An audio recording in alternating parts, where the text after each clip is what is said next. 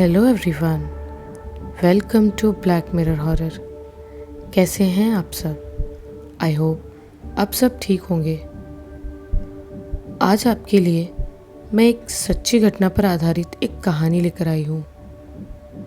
डायन ऐसी स्त्री को कहते हैं जो जादू टोना करके दूसरों में बीमारी, मौत, अकाल लाना या कई और अनैतिक कार्य करती है।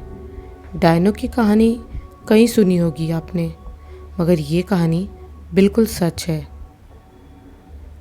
और मुझे उम्मीद है कि आपको ये कहानी पसंद आएगी। कहानी पसंद आए तो इस वीडियो को लाइक और चैनल को सब्सक्राइब ज़रूर करें और नोटिफिकेशन बेल को ऑन कर ले ताकि हमारी वीडियोस और कहानियाँ आप तक जल्दी पहुँच सके।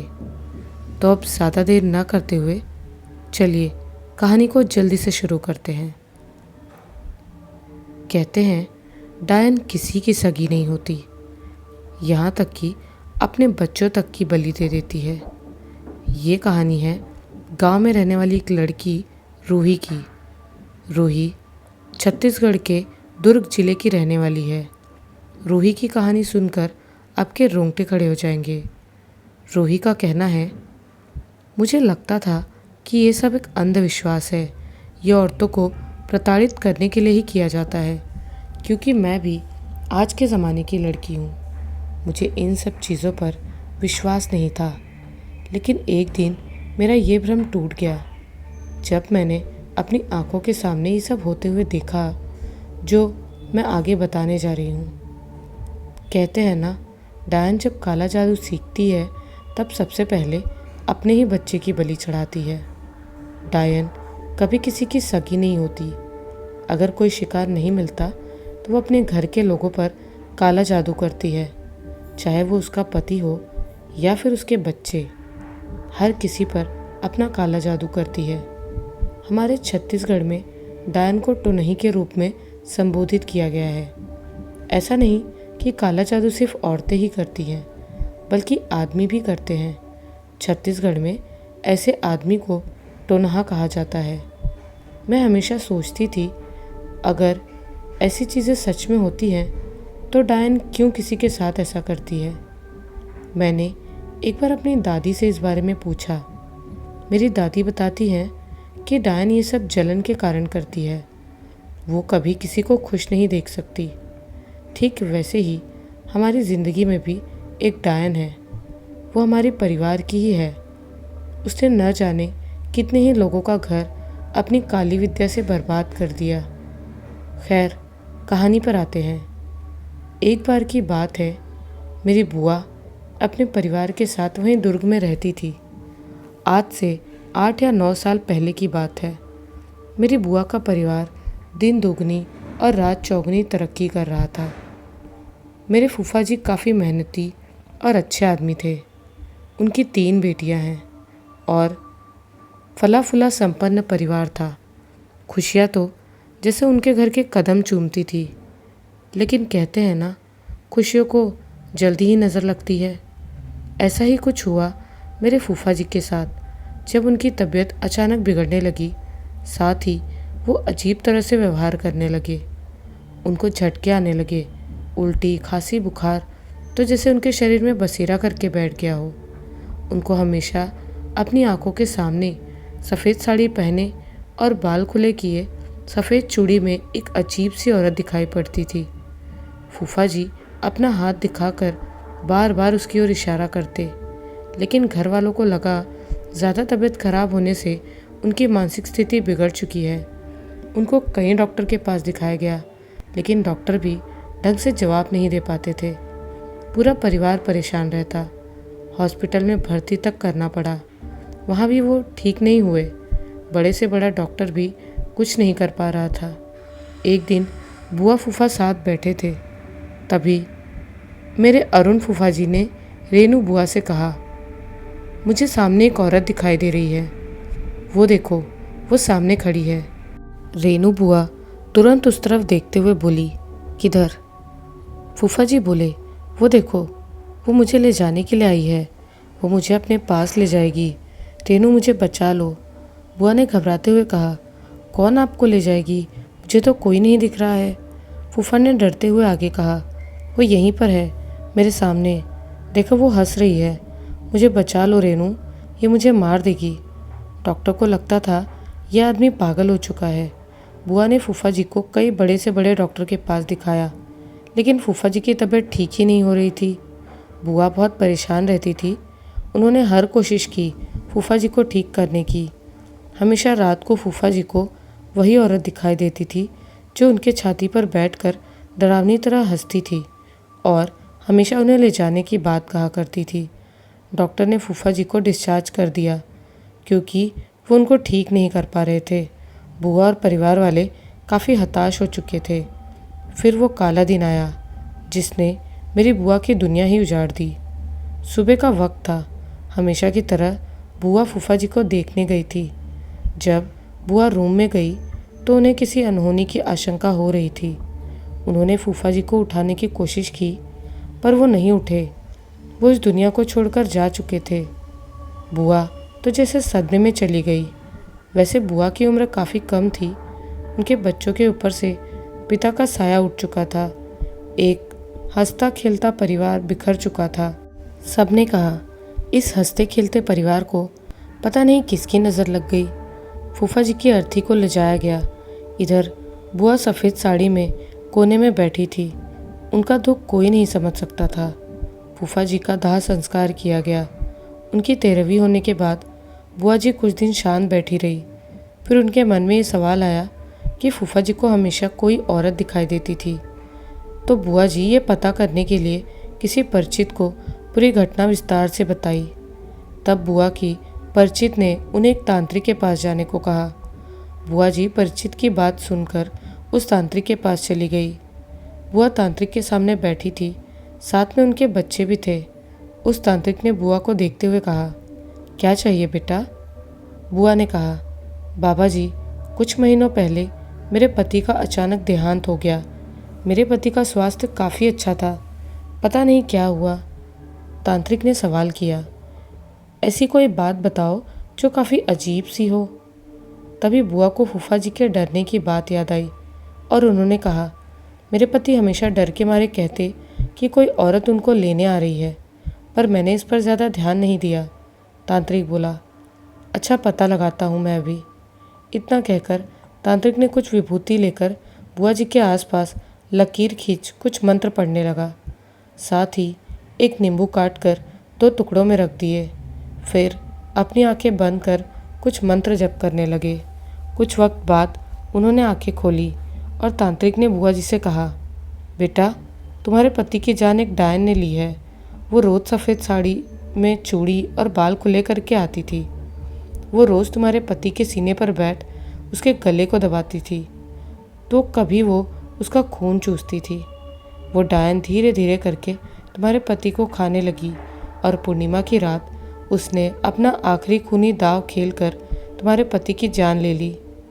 ये सुनकर बुआ सच में हैरान हो गई। बुआ जी इन सब चीज़ों पर ज़्यादा विश्वास नहीं करती थी, इसलिए बुआ जी को फूफा जी की बातों पर विश्वास नहीं हुआ। बुआ जी ने कहा, इसका मतलब ये हुआ कि उन्होंने जो कहा वो सच था? रेनू बुआ ने तांत्रिक से आगे पूछा, पापा उस डायन के बारे में जल्दी बताइए। आखिर वो डायन कौन है और उसने ऐसा क्यों किया? तांत्रिक ने गहरी आवाज़ में कहा, वो तुम्हारे शहर की है और वो तुम्हारे ही रिश्तेदार में है। उसके होठों के नीचे तिल है और वो अभी भी सुहागन है। बुआ ने आंखों में आंसू लिए हड़बड़ाते हुए पूछा, कौन है वो बाबा? तांत्रिक ने बिना किसी भाव के भारी आवाज़ में कहा, उसका नाम कमला है। वो तुम्हारी भाभी की माँ है। कमला तुम्हारे तरक्की से जलती थी क्योंकि तुम्हारा पति दिन दुगनी रात चौगुनी तरक्की कर रहा था। वो तुम्हारी खुशियों से जल भुन गई थी, इसलिए उसने काली विद्या का इस्तेमाल किया और अब तुम्हारे परिवार के पीछे पड़ी है। ये सब सुनकर बुआ और उसकी 3 बेटियां घबरा गई।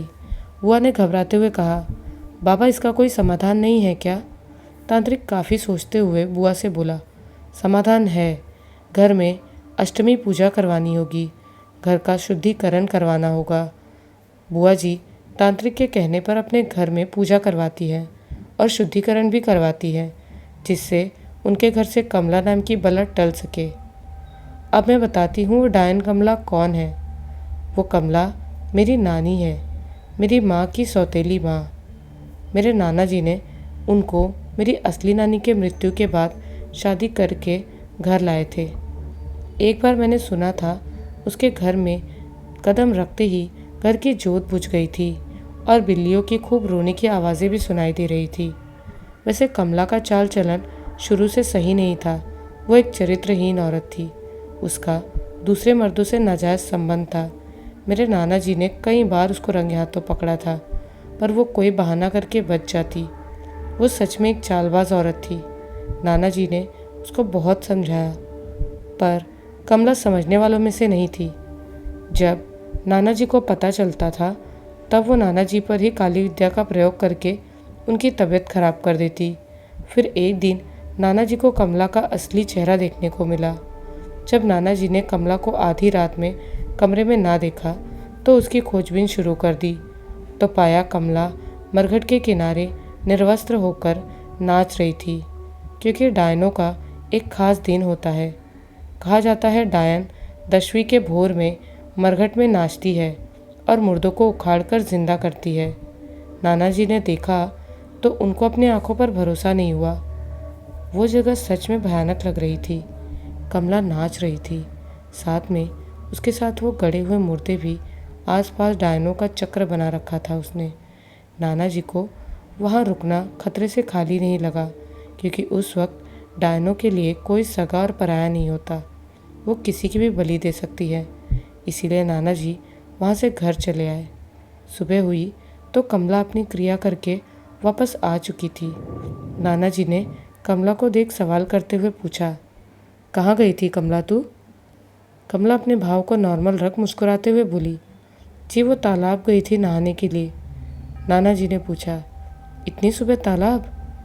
कमला ने हिचकिचाते हुए जवाब दिया, हाँ आज नहाने का मन किया तो तालाब चली गई।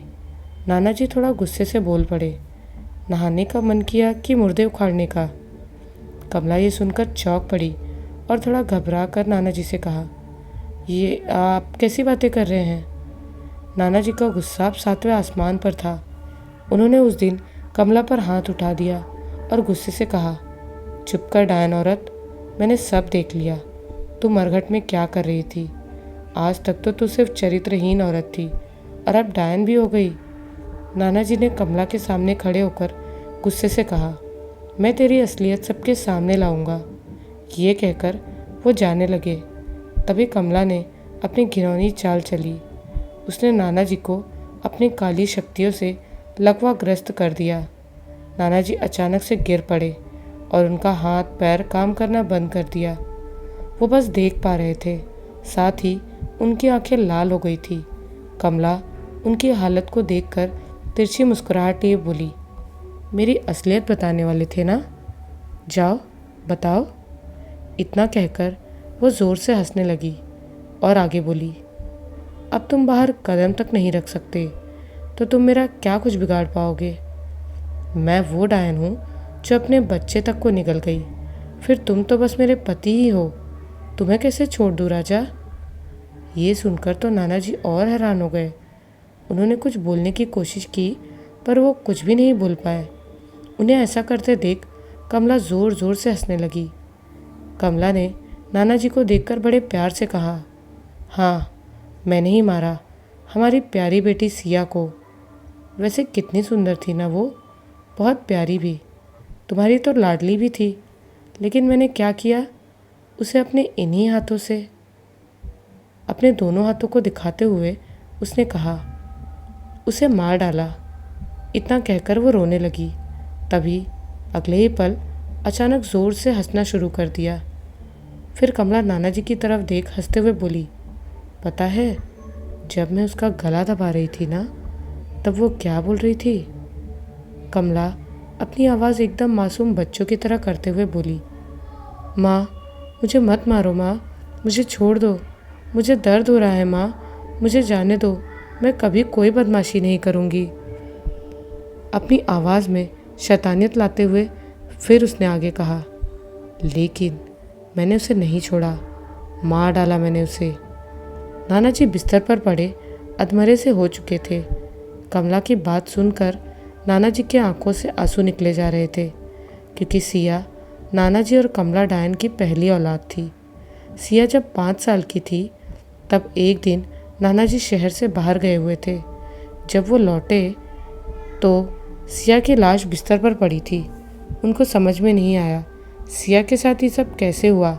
नाना जी को इस चीज़ से बहुत सदमा लगा, लेकिन कमला तो बस रोने का नाटक कर रही थी। वो सबको ऐसे दिखा रही थी जैसे सबसे ज़्यादा दुख उसी को हुआ है। सच में कमला औरत नहीं, एक पक्की डायन थी। ये सब याद करके नाना जी को अंदर ही अंदर बहुत रोना आ रहा था। कमला ने आगे बोला, ये सब तो कुछ भी नहीं है।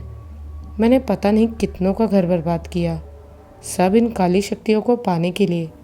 वैसे मैं तो तुम्हें भी खा जाती, लेकिन तुम हो तो मेरे पति ना, इसीलिए तुम्हें छोड़ दिया। अब तुम खुद के ही परिवार वालों के घर को बर्बाद होता देखोगे। बाकी तुम चिंता मत करो, मैं अपने बेटे को नहीं खाऊंगी। मैं बस बर्बाद करूंगी तुम्हारी बहनों को, भाई को और तुम्हारी सबसे प्यारी बेटी रूपिका को। ये सुनकर नाना जी को अपने परिवार की चिंता हो रही थी, खास तौर पर अपनी बेटी रूपिका यानी मेरी माँ की। नाना जी आज सच में अपने आप को बेबस महसूस कर रहे थे। आखिर वो कर भी क्या सकते थे। कमला अपनी बात खत्म करके ज़ोर ज़ोर से चिल्लाने लगी, ए विनेश, विक्रम, देखो तुम्हारे बाबूजी को क्या हो गया, ये उठ नहीं पा रहे हैं। कमला की आवाज़ सुनकर विनेश मामा जी दौड़ते हुए कमरे के अंदर आए और बोले, क्या हुआ माँ? कमला नाटक करते हुए कहने लगी, देखो तुम्हारे बाबूजी को कुछ हो गया है, वो उठ नहीं रहे हैं। मामा जी ने उनकी हालत देखकर तुरंत डॉक्टर को बुलाया। मामा जी के चेहरे पर चिंता साफ देखी जा सकती थी। डॉक्टर ने चेकअप किया और इन्हें लकवा हुआ है बताया। इधर कमला अब इतनी गिर चुकी थी कि काली शक्तियों को पाने के लिए हर किसी पर वार कर रही थी, चाहे वो गर्भवती महिला हो, चाहे उसके घर के नौकर हो। साथ ही धीरे धीरे उसकी शक्तियाँ बढ़ती जा रही थी। नाना जी की 2 बहन थी, एक प्रमीला, दूसरी शर्मिला। प्रमीला की शादी बहुत ही अच्छे परिवार में हुई थी। उसका काफ़ी सुखी और संपन्न परिवार था। इस कारण कमला डायन प्रमीला से बहुत जलती थी, क्योंकि कमला के पास वो धन संपत्ति नहीं थी जो प्रमीला के पास थी। प्रमीला का व्यवहार भी दूसरों के प्रति काफ़ी मिलनसार था। एक दिन प्रमीला अपने मायके आई थी मेरे नाना जी को देखने के लिए। प्रमीला ने अच्छी साड़ी और काफ़ी सारे महंगे गहने पहने हुए थे। ये सब देख कमला अंदर ही अंदर जल भुन गई थी। वैसे भी वो शुरू से ही जलती थी। प्रमीला नाना जी को देखकर काफ़ी भावुक हो गई थी। उसने भी नाना जी से बातचीत करने की काफ़ी कोशिश की, पर कोई फ़ायदा नहीं हुआ। वो ज़्यादा देर तक नाना जी को नहीं देख पाई और दुखी होकर रूम से बाहर निकल गई। फिर कुछ दिन के बाद प्रमीला अपने मायके से वापस अपने गांव धमधा चली गई। जाने से पहले अपने बालों को कंघी करके गई थी, जिस कारण उस कंघी में प्रमीला के कुछ बाल रह गए। कमला को इस चीज़ का पता चला तो जैसे उसे मौका ही मिल गया हो, उसने जल्दी से उन बालों को पकड़ अपनी मुट्ठी में भींचकर शैतानी मुस्कान के साथ अपने कमरे की ओर चली गई। अब रात के वक्त कमला फिर मरघट में गई। वहाँ आसपास डायन चक्र बिछा हुआ था। कमला ने सफ़ेद साड़ी पहनी और बालों को खुला कर रखा था। कमला ने चक्र के सामने बैठ अपनी तंत्र क्रिया शुरू की। उसने उन्हीं बाल का इस्तेमाल करके एक गुड़िया को बना लिया था। कमला अपने हाथों में गुड़िया को पकड़कर मंत्र पढ़ने लगी और उसके बाद गुड़िया के ऊपर नींबू काटकर डाल दिया। फिर 1-2 विधि और की। उसके बाद कमला ने उस गुड़िया को उठाकर एक शैतानी मुस्कान लिए पास में पड़ा चाकू लिया और उसके सर पर हल्का सा कट मार दिया। तभी उस गुड़िया के सर से खून निकलने लगा। इधर प्रमिला के सर से अचानक खून निकलने लगा। उसके सर पर बिल्कुल वैसा ही कट था जैसे उस गुड़िया के सर पर था। प्रमिला दर्द से कराह उठी। उसके सर से थोड़ा सा खून बह रहा था। प्रमिला ये देख थोड़ी हैरान हो गई, लेकिन उसने बैंडेज कर इस पर ज़्यादा ध्यान नहीं दिया और वो सो गई। इधर कमला ने चेहरे पर शैतानी मुस्कान लिए कहा, तुम मरोगी प्रमिला, तुम्हें मरना होगा, तुम्हें जीने का कोई हक नहीं। तुम मुझसे अच्छी ज़िंदगी कैसे जी सकती हो? तुम पक्का मरोगी। इतना कहकर वो ज़ोर ज़ोर से हंसने लगी। इस वक्त वो अपने असली रूप में थी। उसका चेहरा पूरा बदल चुका था। उसकी आंखें लाल हो चुकी थी। उसके दांत बड़े बड़े हो चुके थे। वो सचमुच एक शैतान जैसी दिख रही थी। इधर धीरे धीरे दिन पर दिन प्रमिला की हालत ख़राब हो रही थी। उसका सर भी दर्द करता, तो कभी कमर दर्द, तो कभी पैरों से खून निकलता, तो कभी गर्दन से। डॉक्टर को कई बार दिखाया, पर डॉक्टर के इलाज का कोई फ़र्क नहीं पड़ रहा था। प्रमिला को हॉस्पिटल में भी एडमिट कराया गया, जो दुर्ग में था। रात का वक्त प्रमिला अपने वार्ड में लेटी आराम कर रही थी और डॉक्टर भी इलाज करके चले गए थे। तभी प्रमिला को सफ़ेद साड़ी पहनी औरत बिस्तर पर दिखाई दी। प्रमिला देखकर डर से कांपने लगी। उस औरत के चेहरे पर बाल बिखरे पड़े थे, जिस कारण उसका चेहरा नहीं दिखाई पड़ रहा था। लेकिन कुछ ही पल बाद जब उसका चेहरा दिखा तो प्रमिला काफ़ी हैरान हो गई। वो कांपते हुए स्वर में बोली, कमला भाभी। कमला शैतानी मुस्कान लिए बोली, मैं कमला नहीं, तेरी मौत हूँ। ये तुझे मारने की क्रिया है प्रमिला। इतना कहकर कमला ने उसका गला घोटना शुरू कर दिया। कुछ ही देर में प्रमिला भी इस दुनिया को छोड़कर चली गई। प्रमिला के परिवार वाले काफ़ी हैरान थे, क्योंकि उसकी बीमारी इतनी बड़ी भी नहीं थी जिस कारण उसकी मौत हो सके। लेकिन घर वालों को गंभीर बीमारी ही लग रही थी, पर इसके पीछे की असलियत किसी को पता नहीं थी। वीरेंद्र, कमला के पति, अक्सर दुखी रहने लगे। उनका घर सुनसान हो गया था। वैसे अभी ये सब की शुरुआत थी। कमला धीरे धीरे उस घर को बर्बाद करने लगी। साथ ही ज़मीन जायदाद सब बिकते गए। फसल की बर्बादी होने लगी। धान गेहूं में आग लगने लगा। व्यवसाय भी ठप होते जा रहा था। फिर एक दिन कमला डायन अपने ही दामाद वीरेंद्र जी को भी खा गई। पर लोगों ने इस बार भी ये शायद समझा कि उनकी उम्र ज़्यादा हो गई थी, इसीलिए चल बसे। फिर अचानक ही प्रमिला के छोटे बेटे ने सुसाइड कर लिया। इस कारण सब सदमे में चले गए। उसका एक बेटा भी था, वो भी सदमे में चला गया। फिर कुछ दिनों के अंदर मझले बेटे की पत्नी की हॉस्पिटल में मौत हो गई। उसके बाद मझले बेटे की भी मौत हो गई। उनकी भी एक बेटी थी। फिर से अचानक घर में बड़े बेटे की मौत हो गई और उसके बाद बड़े बेटे की पत्नी की भी मौत हो गई। अब घर में सिर्फ बच्चे ही रह गए। उनके सर पर माँ बाप का साया हट चुका था। ये सब देख नाना जी अंदर ही अंदर तड़प रहे थे। कमला नाना जी के छोटे भाई को भी खा गई, क्योंकि छोटे नाना जी के बेटे का व्यवसाय अच्छा चलने लगा था। कमला इतनी कमीनी थी कि रात को वो नाना जी के सामने गैर मर्दों के साथ नाजायज़ संबंध बनाती थी। ये सब देखकर नाना जी शर्म से अपनी आंखें बंद कर लिया करते थे। उनसे ये सब बिल्कुल सहा नहीं जा रहा था। आखिर वो कुछ कर भी तो नहीं सकते थे। वैसे नाना जी को बिस्तर पर पड़े महीने हो चुके थे। उनका इलाज हो तो रहा था, पर नाम मात्र। वो धीरे धीरे अपनी याददाश्त खोते जा रहे थे। इधर तीज का त्यौहार था। छत्तीसगढ़ में तीज बहुत ही धूमधाम से मनाई जाती है। ऐसे में तीज मनाने शर्मिला अपने मायके यानी नाना जी के घर आई हुई थी। नाना जी की छोटी बहन शर्मिला गरीब फैमिली में ब्याही गई थी। वो खुद ही कमाकर घर के खर्च में पति का साथ निभाती थी। वैसे शर्मिला दिखने में बहुत सुंदर थी। शर्मिला मेरी माँ के साथ अपना व्रत तोड़ रही थी। तभी कमला ने अपनी गंदी चाल चली। शर्मिला के खीर में अपने शरीर से स्पर्श किए 1 से 2 इलायची डाल दी। शर्मिला इन सब बात से अनजान हंसी खुशी खीर खाकर अपना व्रत तोड़ा उसने। अगले दिन शर्मिला वापस अपने घर के लिए रवाना हो गई। घर गई तो सब कुछ ठीक था, पर दूसरे दिन अचानक शर्मिला की तबीयत खराब हो गई। उसको पहले तो हल्का बुखार था, पर दवाई खा के आराम मिल गया। फिर दूसरे दिन भी शर्मिला की तबीयत वापस खराब हो गई। अब 2 दिन हो गए तबीयत खराब हुए, तो शर्मिला के पति उसे डॉक्टर के पास ले गए। डॉक्टर ने इंजेक्शन और कुछ दवाई दी। पूरे दिन ठीक रहने के बाद रात को शर्मिला की तबीयत फिर बिगड़ गई। उसको खूब उल्टी होने लगी। वो बिस्तर से उठ ही नहीं पा रही थी। आनन फानन में उसको दुर्ग रेफर किया गया, जहाँ उसे एडमिट किया। डॉक्टर ने चेकअप किया तो पाया शर्मिला को कुछ भी नहीं हुआ है। इस कारण डॉक्टर ने शर्मिला को डिस्चार्ज कर दिया। वो ससुराल में जब भी रहती तो कोई ना कोई बीमारी हुई रहती, इसलिए शर्मिला अपने मायके यानी कमला के घर चली गई। कमला के घर शर्मिला एकदम ठीक रहने लगी, जैसे उसको कुछ हुआ ही ना हो। कभी कभी शर्मिला का इलाज कमला के घर पर होने लगा। शर्मिला के ठीक होने पर सौरभ उसको वापस लेने आया। सौरभ शर्मिला से बोला, चलो शर्मिला, मैं तुम्हें लेने आया हूँ, बच्चे भी तुम्हें याद कर रहे हैं। शर्मिला सौरभ से बोली, नहीं, मुझे नहीं जाना, मुझे मेरी कमला के पास रहना है। सौरभ ये सुनकर बहुत हैरान हुआ। उसने कई बार कहा चलने को, लेकिन शर्मिला ज़िद करती रही। वो बिल्कुल बच्चों के जैसे ज़िद करते हुए बोली, नहीं, मैं नहीं जाऊंगी, मैंने कहा ना। कमला ये सब देख अंदर ही अंदर शैतानी तरह मुस्कुरा रही थी।